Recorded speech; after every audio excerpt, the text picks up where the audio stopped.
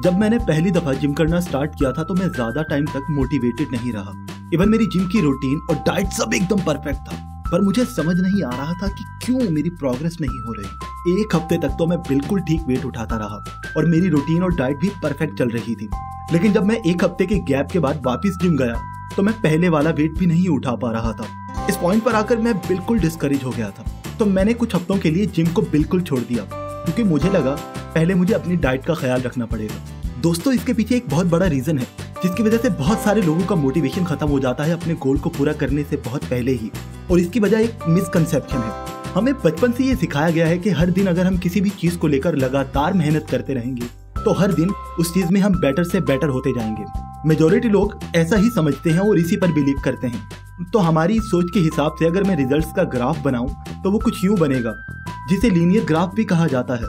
और लियोनार्ड कहते हैं असल में ये एक स्टूपिड सा मिसकंसेप्शन है। रियलिटी में हमें रिजल्ट्स कभी भी इस तरीके से नहीं मिलते। एक्चुअली में हमारी लाइफ के रिजल्ट्स और प्रोग्रेस का ग्राफ कुछ इस तरह होता है। इस आइडिया को प्लेटो भी कहा जाता है। ज्यादातर आपकी मास्टरी तक की जर्नी इसी प्लेटो पर स्पेंड होती है। जब हम अपने गोल्स को अचीव करने के लिए कोई भी नया काम स्टार्ट करते हैं, जैसे कि बिजनेस करना, जिम करना या फिर कोई और काम, तो तब हमारे रिजल्ट्स का ग्राफ लीनियर नहीं होगा, बल्कि वो ग्राफ ऐसा होगा जहां स्टार्ट में सक्सेस मिलने में टाइम लगेगा, पर अगर आप जी जान से मेहनत करते रहोगे तो कुछ टाइम के बाद आपको काफी अच्छी प्रोग्रेस देखने को मिलेगी।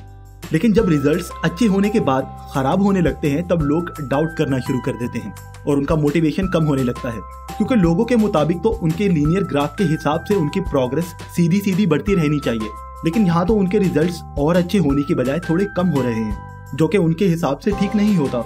इसके बाद जब कुछ टाइम तक खूब मेहनत करने के बाद भी इनको प्रोग्रेस नहीं मिलती तो सबकी हिम्मत खत्म हो जाती है और उसी प्लेटो तक पहुंचकर सभी डीमोटिवेट होकर हार मान जाते हैं और उन्हें लगने लगता है कि ये चीज उनके लिए है ही नहीं। लेकिन हकीकत तो ये है कि ऐसा होना बिल्कुल नॉर्मल है। अगर आप अपने गोल को अचीव करने के लिए हार्ड वर्क करते हैं तो आपका ज्यादातर टाइम इसी प्लेटो पर गुजरता है जहां आपको रिजल्ट्स नहीं दिखेंगे। लेकिन बिना डिमोटिवेट हुए अगर हम लगातार मेहनत करते रहेंगे तो एक और सडन ग्रोथ मिलेगा जो हमें एक न्यू लेवल पर लेकर जाएगा, और उसी तरह हर बार हम एक प्लेटो से होकर ऊपर आते ही रहेंगे। तो इसीलिए हमें हिम्मत नहीं हारनी चाहिए और मेहनत करते रहना चाहिए और मायूस बिल्कुल नहीं होना चाहिए। और ये मत सोचो कि आज आपकी परफॉर्मेंस वैसी नहीं जैसे पहले थी, बल्कि ये देखो कि जहाँ से आपने स्टार्ट किया था अब आपका लेवल उससे ऊपर है, और बिल्कुल उसी तरह आप और भी ऊपर जाते ही रहोगे अगर आप हिम्मत ना हारो। तो दोस्तों, ये बातें मैंने आपको मास्टरी बाय जॉर्ज लियोनार्ड से बताई हैं।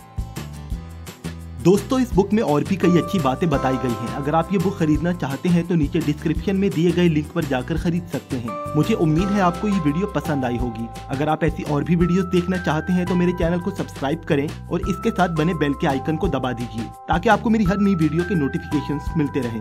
वीडियो को लाइक कीजिए और शेयर कीजिए अपने फ्रेंड्स के साथ ताकि उन्हें भी ये नई बातें सीखने को मिलती रहे। तब तक के लिए टेक केयर।